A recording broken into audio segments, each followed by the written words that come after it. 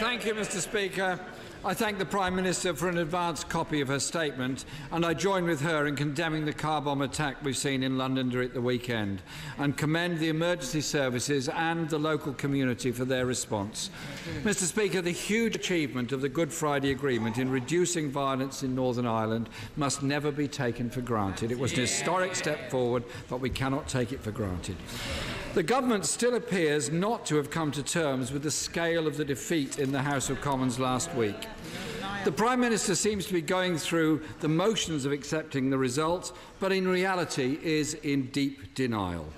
The logic of that decisive defeat is that the Prime Minister must change her red lines because her current deal is undeliverable. So can she be clear and explicit with the House? Which of her red lines is she prepared to move on? The Prime Minister's invitation to talks have been exposed as a PR sham. Every opposition party politician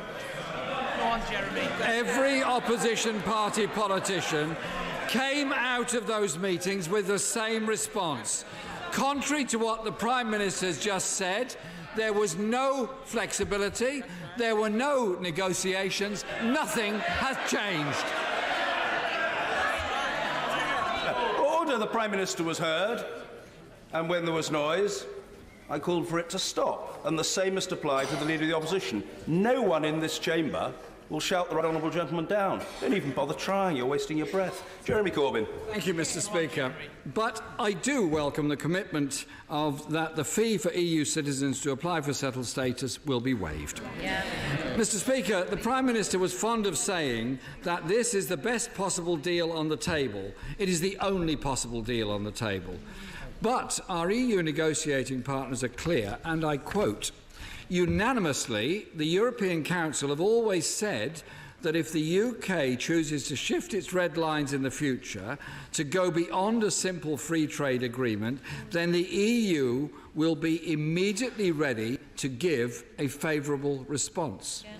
The House voted to hold the referendum. It also voted to trigger Article 50. There is a clear majority of this House to support a deal in principle and to respect the referendum result. But it requires the Prime Minister to face reality and accept her deal has been comprehensively defeated. Instead, we now understand the Prime Minister is going back to Europe to seek concessions on the backstop. Can I ask the Prime Minister this? What is the difference between legal assurances and concessions? What makes her think that what she tried to renegotiate in December will succeed in January? Mr. Speaker, this really does feel a bit like Groundhog Day. So, the first thing she must do is recognise the clear majority in this House against leaving without a deal and rule out no deal and stop the colossal waste of public money planning for an outcome. Questions too must be asked of the Chancellor. He reassured businesses that no deal would be ruled out by the Commons, yet he is sanctioning £4.2 billion to be spent on an option he believes will be ruled out. The Foreign Secretary said last week it was very unrealistic to believe the House of Commons would not find a way to block no deal. Mr. Speaker, can I ask the Prime Minister to meet first with her Chancellor and her Foreign Secretary and see if they can convince her to do what is in her power to rule out no deal? And if she will not do that now, will she confirm to the House that if an amendment passes that rules out no deal, she will implement that instruction? The Prime Minister agreed the backstop because of her pledge to the people of Northern Ireland to avoid a hard border. But no deal would mean a hard border in Ireland and break the Prime Minister's commitment. Is she seriously willing to accept a hard border?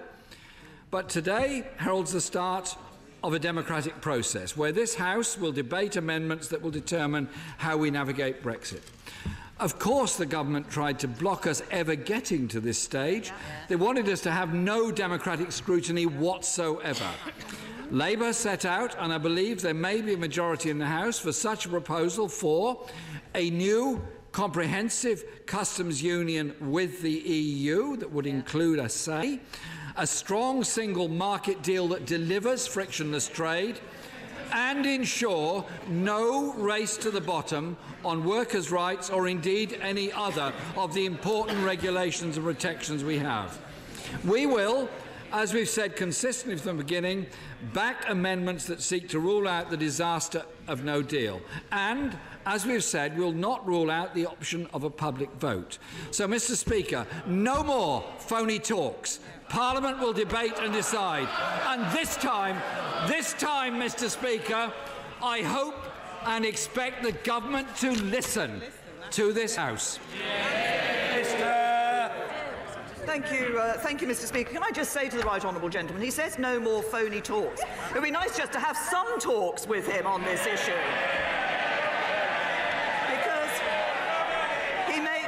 He makes lots of claims about what has been said in the talks that have been held so far, but actually he doesn't know, because he didn't turn up to those talks.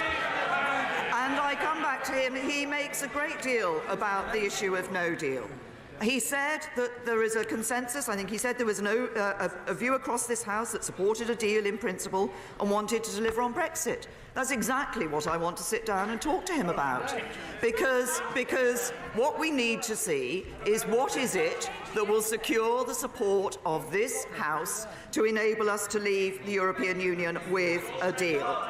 And we are continuing to listen to groups across the House in order to find the way to secure that support. Now, he talks about ruling out no deal. As I said in my statement, there are only two ways that you can ensure that no deal does not happen. One is to revoke Article 50, to reverse the decision of the referendum and to stay in the European Union. That would be a betrayal of the referendum decision that was taking place in 2016. And the other way is to agree a deal with the European Union.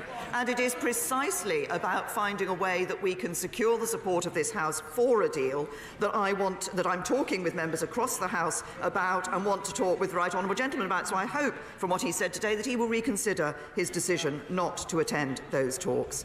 He asked me to, he complained about the amount of money that was being spent. He talked about £4.2 billion being spent and how that money should actually be spent in other ways. I see the Labour Party have put out a press release saying that money should be spent in other ways. What the right honourable gentleman might not have noticed is that actually that £4.2 billion is not all money that's being spent on no deal. If we stop spending that money, then we wouldn't be prepared for a deal either.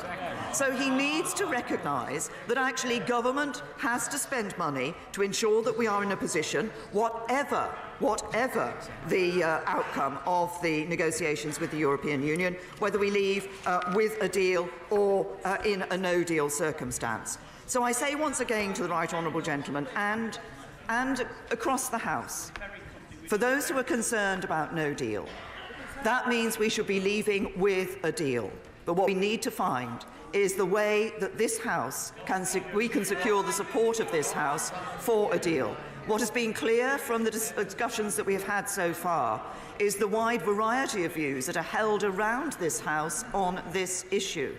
But when it comes to it, we all need to be able to look our constituents in the eye and say that we did the right thing by them.